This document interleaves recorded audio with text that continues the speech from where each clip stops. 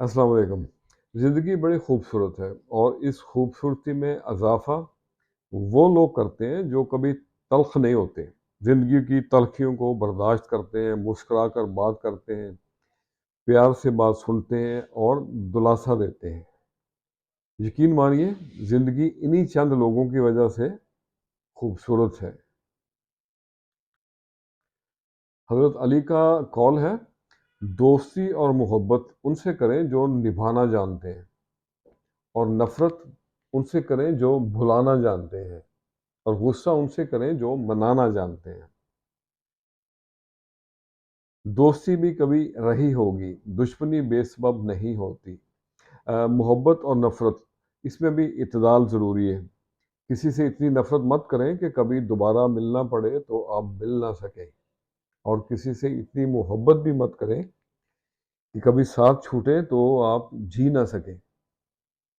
ہر چیز میں اعتدال اور میانہ روی کو اپنا شیوا بنائیے۔ اللہ اکبر۔ وہ کہتے ہیں نا کہ سر تسلیم خم ہے جو مزاج یار میں آئے۔ میری ایک پرانی نظم کے کچھ اشعار ہیں، آپ سے بھی شیئر کرتے ہیں۔ یار کی ہاں میں نہ ہووے، کہہ گئے نے ایک گل سیانے، سونا چاندی کچھ نہیں بندیا، سونا چاندی کچھ نہیں بندیا، مل جامن جے یار پرانے۔ تو آج میں نے اسی کو ذہن میں رکھ کے کچھ لائنز لکھی ہیں، تو عرض کیا ہے، یار کی خاطر۔ ایک دن تیرے پاس آؤں گا، میں تجھے حال دل سناؤں گا، یاد آتا رہے گا ساتھ تیرا، یاد آتا رہے گا ساتھ تیرا، میں تجھے بھول ہی نہ پاؤں گا، میں تجھے حال دل سناؤں گا۔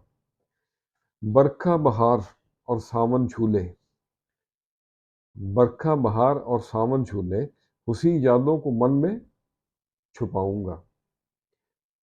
مجھ کو ملنے کی تسلی تو دے، مجھ کو ملنے کی تسلی تو دے، تیری راہوں میں دل کو بچھاؤں گا، میں تجھے حال دل سناؤں گا۔ اور اگلا شعر ہے، یہ جو دوستی کا بندھن ہے، یہ جو ایک دوستی کا بندھن ہے، آخری سانس تک نبھاؤں گا، تیری خاطر تو بیچ کر ہستی، تیری خاطر تو بیچ کر ہستی، ساری خوشیاں خرید لاؤں گا۔ اور مقترض ہے، چاہت کے ایک سمندر میں، چاہت کے ایک سمندر میں نیاز، چاہت کے ایک سمندر میں نیاز، وفا کی ناؤ میں بہاؤں گا، چاہت کے ایک سمندر میں نیاز، وفا کی ناؤ میں بہاؤں گا۔ ایک دن تیرے پاس آؤں گا، میں تجھے حال دل سناؤں گا۔ تو آج کے لیے اتنا ہی۔ جو شخص تم پر غصہ بھی کرے اور تعلق بھی نہ توڑے، وہ تمہارے برے وقت کا سب سے اچھا دوست ہے۔ لمبی دوستی کے لیے دو باتیں ذہن میں رکھیں۔ ایک تو یہ کہ دوست کے غصے میں کہی بات کو کبھی دل پہ مت لیں، اور دوسری بات یہ کہ دوست سے کبھی غصے میں بات مت کریں۔ خوش رہیں اور سب کے ساتھ آسانیوں کا سبب بنے۔ السلام علیکم۔